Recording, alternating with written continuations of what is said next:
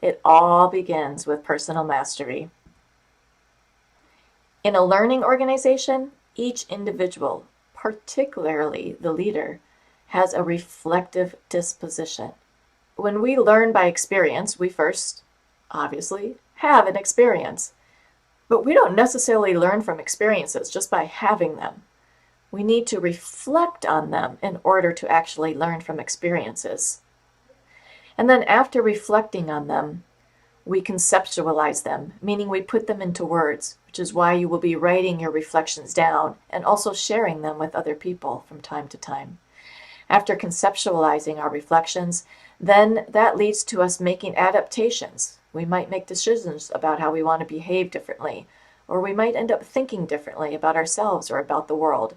And then the cycle goes around and around. And every time that cycle goes round, we grow and we mature and we change the way we think, and our personal mastery becomes stronger and more developed. What is personal mastery? Well, think of it this way. If you were to take your beliefs and your values and what you say and what you do, how you behave, and those were to match up perfectly, that would be excellent personal mastery. And every time we go through this learning cycle, we improve our personal mastery.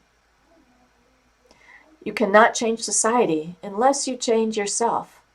So as we work on our personal mastery, we continue to develop personally every time we go through the cycle.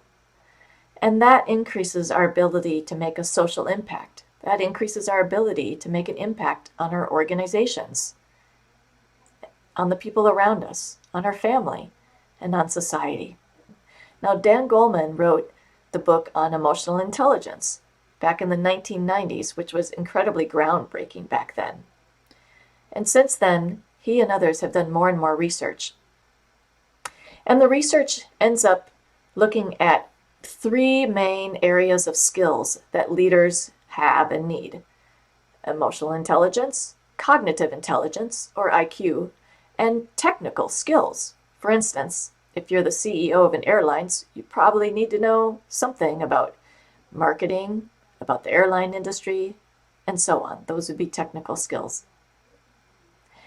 It turns out that emotional skills, emotional intelligence, is 2 times more important than intelligence or technical skills.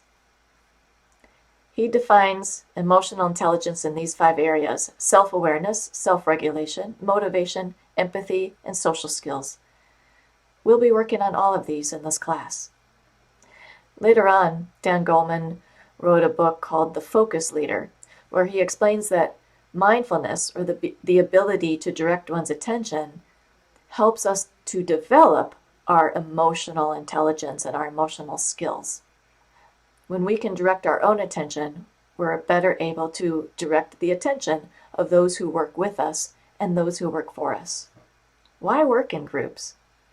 Well, we are social animals, which means that when we learn, we need to learn from others. We learn not only from seeing what other people do and what they say, but we learn by what others reflect back at us. There's that word reflection again. I really cannot see myself. I literally, physically cannot see myself. I need to depend on other people to reflect back what they see of me, how I act, and how I behave. Good luck with your journey of personal mastery.